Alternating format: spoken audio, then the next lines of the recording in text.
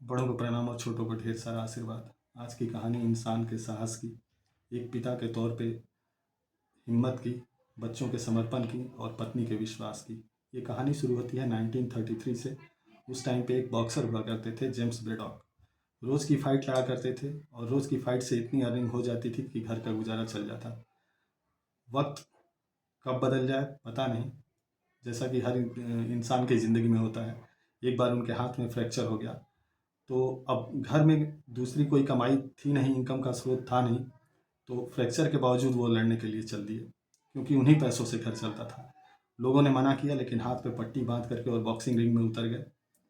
अंजाम ये हुआ कि उस फाइट को वो बुरी तरह से हार गए और हाथ उस इतना इस कदर चोटिल हो गया कि अब उसका उठा पाना भी मुश्किल था। तो अब लोगों ने बहुत ज़्यादा उसको क्रिटिसाइज़ किया, उस फाइट को। और बॉक्सिंग फेडरेशन ने क्या किया, तो इनका लाइसेंस कैंसिल कर दिया।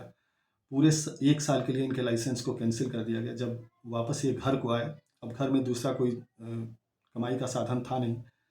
उस दिन घर पे खाना बना नहीं। अगले दिन एक हाथ टूटा हुआ फ्रैक्चर है, एक हाथ से काम करने के लिए चल देते हैं। अब जब काम से वापस आते हैं, कुछ पैसे कमा करके, एक हाथ से पूरे दिन, और काम कौन सा मिलता है, तो मजदूरी का। तो जब घर पे आते हैं तो देखते हैं कि बच्चे, बीवी, सब पूरा परिवार उदास है। उनका बच्चा, उनकी छोटी बेटी बताती है कि पापा, जो भैया है वो पास की दुकान से एक बोतल आज चुरा करके लाया है। जब वो देखते हैं उसके हाथ में एक कोल्ड ड्रिंक की बोतल, तो वो उससे पूछते हैं कि तुमने चोरी क्यों की। तो वो बताता है कि क्योंकि मुझे भूख लगी हुई थी। उसको ले करके तुरंत जाते हैं दुकान पे, वो बोतल वापस कराते हैं। वापस रास्ते में बच्चा बड़ी मासूमियत से उनसे कहता है कि मुझे लगता है कि अब हमारे दिन खराब आने वाले हैं, और मैं देखता हूँ कि जितने भी बच्चे ऐसे गरीबी में पलते हैं, तो उनके माँ बाप उनको दूसरों के यहाँ दे देते हैं। तो कहीं आप तो मुझे दूसरे के यहाँ नहीं दे देंगे, क्योंकि मैं देख चुका हूँ उनके जो रिश्तेदार थे, जो उनकी उसकी आंट थी, उनके बच्चे भी अगर गरीबी की वजह से दूसरों को दे दिए गए थे। तो वो कहता है कि कहीं पापा मेरे साथ तो ऐसा नहीं होगा। ब्रेडॉक बड़े ही सहज स्वभाव में उत्तर देते हैं कि जब तक मैं ज़िंदा हूँ ऐसा नहीं होगा। अब जब बच्चे को वापस लेके आते हैं, बस इतना ही कहते हैं कि बेटा एक ही प्रॉमिस करना कि कभी भी गलत काम नहीं करना, चोरी कभी नहीं करना। घर पे आते हैं बच्चे को छोड़ करके और फिर दोबारा काम के लिए, मतलब दिन रात मेहनत करते हैं। एक हाथ पूरा बांध करके वो अपना एक हाथ बांध करके एक ही हाथ से काम पूरे दिन करते हैं, क्योंकि बच्चे और बीवी का पेट पालना है। अब इस तरह करते करते करते 3-4 महीने उनका किसी तरह से गुजारा होता है। लेकिन फिर क्या होता है, तो उनके रूम की लाइट कट कर दी जाती है, जो बिजली विभाग होता है उसके तरफ से। अब जब लाइट कट हो जाती है, तो पूरा इनको बिल्कुल ही अब पूरा दिन रात अंधेरा, दूसरा कोई साधन था नहीं। दिन में कभी कभी कैंडल जला लेते थे, लेकिन रात को इतनी परेशानी होती थी कि रात को ठंड की वजह से उनको हीटर की ज़रूरत थी, और हीटर वो जला नहीं सकते थे। बच्चे काँपते रहते थे। एक दिन ऐसे ही वो काम पे जाते हैं, और जब वापस आते हैं तो बच्चों को घर में नहीं पाते हैं।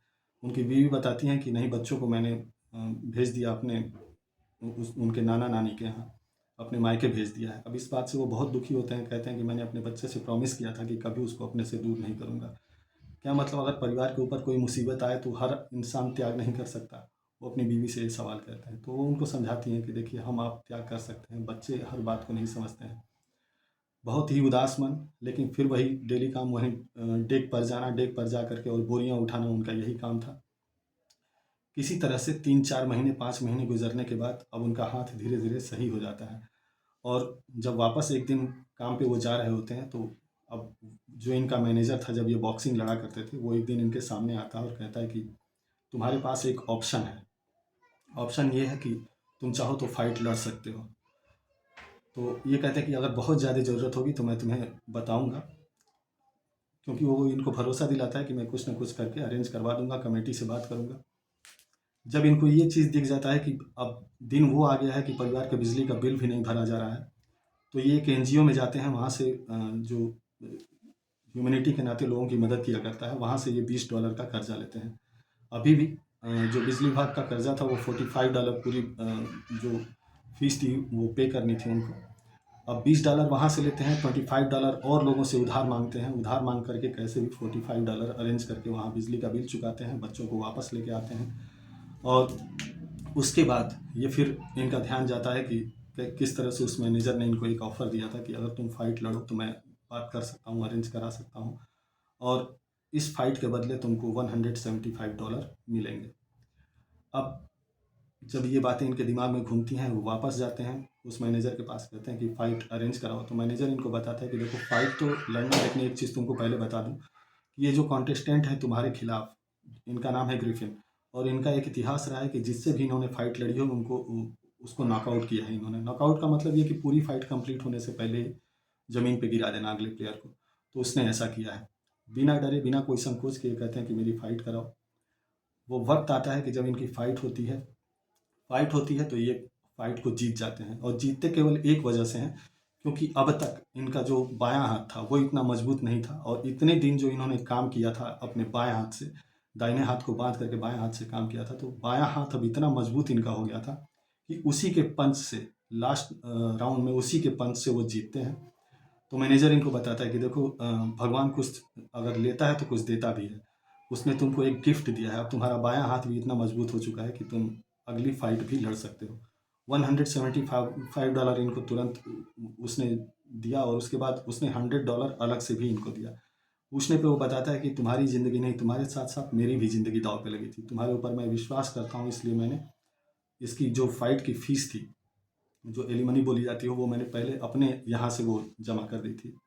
अब होता क्या है कि इसके बाद नेक्स्ट फाइट अगले राउंड में जो उस टाइम के विश्व चैंपियन थे मैक्स फेवर, उनके साथ उनकी फाइट अरेंज कराई जाती है और मैक्स फेवर इस तरह के खतरनाक खिलाड़ी थे कि उनके सामने जो भी आता तो दो खिलाड़ी अपनी जान से हाथ धो चुके थे, लेकिन खुद पर विश्वास और बच्चों की तरफ देखते, बीवी की तरफ देखते, तो इनको लगता कि और दूसरा कोई ऑप्शन है नहीं, ज़िंदगी में आगे बढ़ना ही पड़ेगा, हौसला और हिम्मत से काम लेना ही पड़ेगा। ये फाइट के लिए अपनी हामी भर देते हैं और इनकी फाइट अरेंज कराई जाती है मैक्स फेवर के साथ।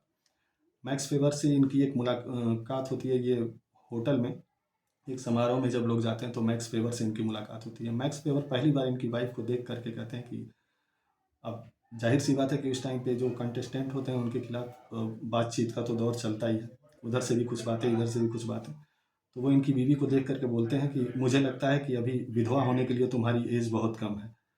अब जब बीवी इस बात को सुनती है तो इनकी तरफ देखती है, ये जाते हैं उसके पास और जा करके बोलते हैं कि मुझे पूरी उम्मीद है कि मैं तुम्हें हरा दूंगा। फाइट शुरू होती है। इस बार फाइट शुरू होने से पहले जितनी भी क्राउड है किसका सपोर्ट करती है, तो ये जेम्स ब्रेडॉक का सपोर्ट करती है। पूरी पब्लिक खड़ी हो जाती है और ये सपोर्ट एक्चुअली जेम्स ब्रेडॉक को भी नहीं था, ये सपोर्ट था उनके जज्बे को, उनके हिम्मत को। उन्होंने जो इतने दिन, इतने दुख भरे दिन देखे, उन्होंने भीख मांगा, उन्होंने कर्जा मांगा लोगों से, उन्होंने मजदूरी की दिन रात, उनके बच्चे कितने अभाव में रहे, ये सपोर्ट उनके सारे इस कंडीशन को था। फाइट शुरू होती है। अब ये वर्ल्ड के इतिहास में पहली फाइट थी, पहली बार कोई फाइट 15 राउंड चली और 15 राउंड के फाइट में जो मैक्स फेवर इनको बहुत नॉर्मल अपोनेंट समझते थे, मैक्स फेवर को ये पता लग जाता है कि ये कोई आम इंसान नहीं है, अब मुझे अपनी पूरी ताकत से इसके साथ लड़ना है। पूरी ताकत से मैक्स फेवर लड़ता है, लेकिन लास्ट राउंड में जीत किसकी होती है, तो जेम्स ब्रेडॉक की जीत होती है और उस दिन पूरी दुनिया बदल जाती है, पूरी लाइफ उनकी बदल जाती है, सारे दुख भरे पल गायब हो जाते हैं। अब जेम्स ब्रेडॉक वर्ल्ड चैंपियन और दुनिया उनका नाम जानती है, सारे दुख, सारी तकलीफ़ें एक पल में दूर हो जाती हैं।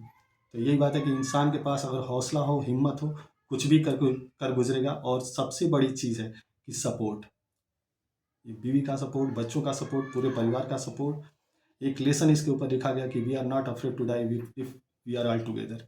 तो साथ साथ चलिए, साथ साथ रहिए और ईश्वर के ऊपर भरोसा रखिए। उम्मीद करता हूँ कि ये कहानी आपको पसंद आई होगी।